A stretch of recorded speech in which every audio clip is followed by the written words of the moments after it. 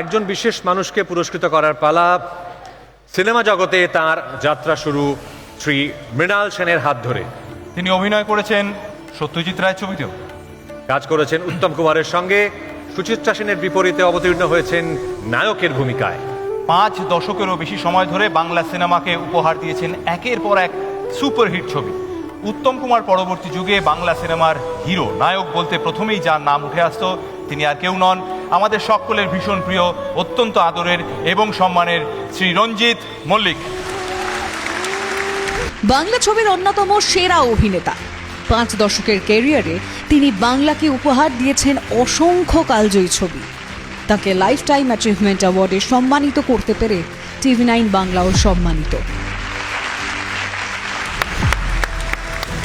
এবার সেই সময় আমরা রঞ্জিত মল্লিকের হাতে TV9 বাংলা ঘরের bioscope life time achievement award তুলে দেব।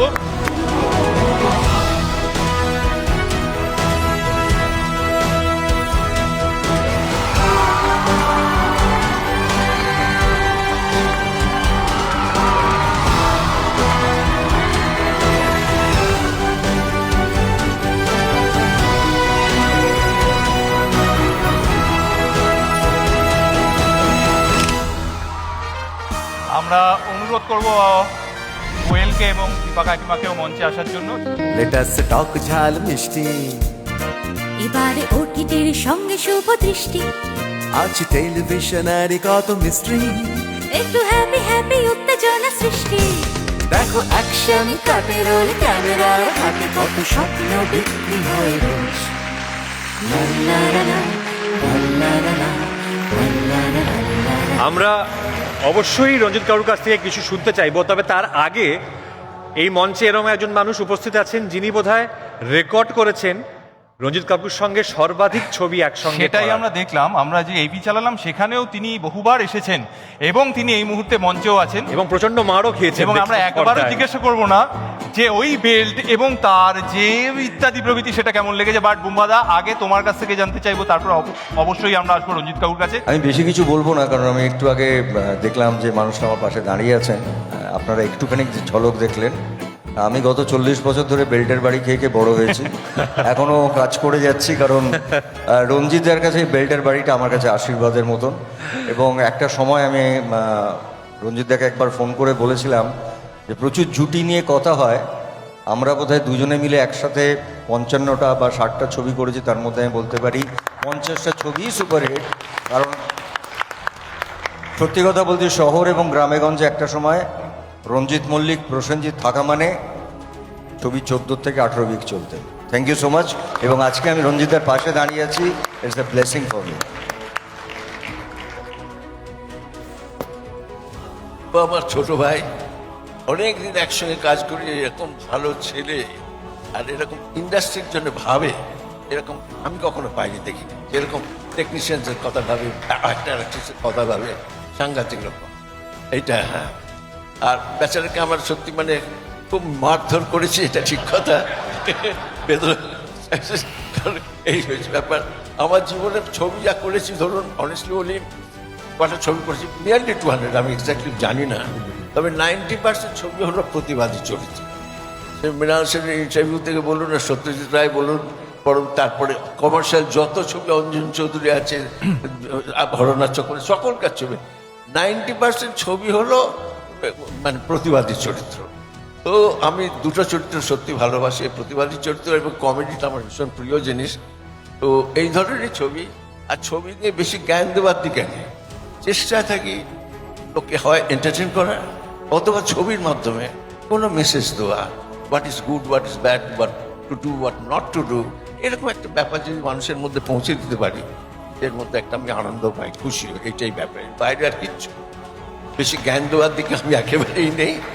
কিন্তু আর আরেকটা ব্যাপার আমি বলি, বাংলা ছবি দেখুন আমাদের অনেক লড়তে হয়। কেন বলি, আমাদের ছবির বাজেট ধরুন 1 থেকে 5 কোটির মধ্যে হবে, সেখানে আমাদের লড়তে হয় 100 থেকে 500 কোটির সঙ্গে, বা 500 কোটি থেকে 1000 কোটির সঙ্গে। তো কতখানি আমরা সেই দিকে মানে ত্যাগ করে আছি। সুতরাং যেহেতু জানি যে কোনো অবস্থাতে বোম্বে যে বাজেটের ছবি হয় বা সাউথের যে বাজেটের ছবি হয়, কোনো জন্মই দিকে পৌঁছতে পারবো না। তাহলে আমাদের ওদের সঙ্গে লড়তে গেলে অন্যরকম বুদ্ধি ব্যবহার করতে হবে। আমাদের ম্যাক্সিমাম কিন্তু নজর দিতে হবে ভালো কাহিনী, ভালো চিত্রনাট্য, ভালো পারফরমেন্স। কারণ কি এইটাই হলো বাংলা ছবিকে রাখবে। ওদের সঙ্গে খুব একটা হাই গ্র্যান্ডার ছবি, কারণ আমরা পেরে উঠবো না, কস্টিংয়ে পেরে উঠবো না, আমরা করিও না। এখন বাংলা ছবি যদি রামায়ণ মহাভারত করতে যায় সেটা হবে না, কোনো দিনই হবে না। অত খরচা করে বাংলা ছবি করা যায় না। যদিও একটা জায়গা আছে প্রডিউসার ডিস্ট্রিবিউটারে যদি ভাবেন, এই যে একটু আগে অপর্ণা সেন বললেন যে পৃথিবীতে 5th or 6th height spoken language in the world, এত কোটি, 22 কোটি 24 কোটি যদি বাঙালি থাকে, তাহলে আমরা তো সেভাবে ছবি বানাতে পারি হাইওয়ে। সেইটা নিয়ে প্রডিউসার ডিস্ট্রিবিউটার ভাবা উচিত। যাকে আপনি এখানে আসতে পেরেছেন, আপনার শহরকে আমি অনেক শুভেচ্ছা জানাচ্ছি, ধন্যবাদ যাচ্ছি। নতুন বছর আসছে, আপনারা সবাই ভালো থাকবেন। নমস্কার। এই মুহূর্তে টিভি 9 বাংলা ঘরের বায়োস্কোপের মঞ্চে একটা অদ্ভুত মুহূর্ত তৈরি হয়েছে, এবং এই মুহূর্তটা আমরা যদি ফ্রেমবন্দি না করে রাখি তাহলে মনে হয় না ভবিষ্যৎ প্রজন্ম আমাদের ক্ষমা করবে। এই যে চাঁদের হাট, সেটা এখানে এভাবেই থাক। আমি তার সঙ্গে সঙ্গে মঞ্চে যারা এই মুহূর্তে দর্শক আসনে আছেন তাদেরও কয়েকজনকে একটু মঞ্চে ডেকে নেবো। সৃজিত মুখোপাধ্যায়, আপনি যদি একটু মঞ্চে আসেন। রুক্মিণী মৈত্র, অনির্বাণ, মমদি, প্লিজ তোমরা যদি মঞ্চে আসো। পাউলি আছে, রেজওয়ান আছে, সোহিনীকে সোহিনীকে দেখতে পাচ্ছি, সুমনদাকে দেখতে পাচ্ছি, সুদেশাদিকে দেখতে পাচ্ছি, জয়দীপ দা, অর্পিতা, রুদ্র।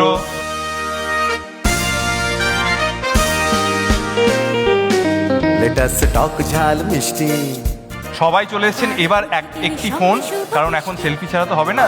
এই সেলফিটা তুলতে গেলে আমার মনে হচ্ছে একটা 10 ফিট লম্বা, চেষ্টা করবো একটা, অনেক চেষ্টা করতে পারি। জাবির একটা সেলফি তোলার আপ্রাণ চেষ্টা করছে। আছে, হয়ে যাবে। একটু ওইদিকে যা। সৌরভ, না করবি না, এদিকে আয়। ছোটরা সামনে এসো, রুদ্র দাঁড়িয়ে থাকো, তুলে ফেল। আচ্ছা ঠিক আছে সৃজিত, গৌরাঙ্গর প্রমোশন প্ল্যানটা পরে হবে, সামনে এসো প্লিজ। আচ্ছা সবাই আছে, তুমি পিছনে থাকলেও হবে, তুমি সামনে এলে ঢেকে যাবে। সৌরভ ঢেকে গেল, রুক্মিণী আমার পাশে। চলো রেডি। ঘরের বায়োস্কোপ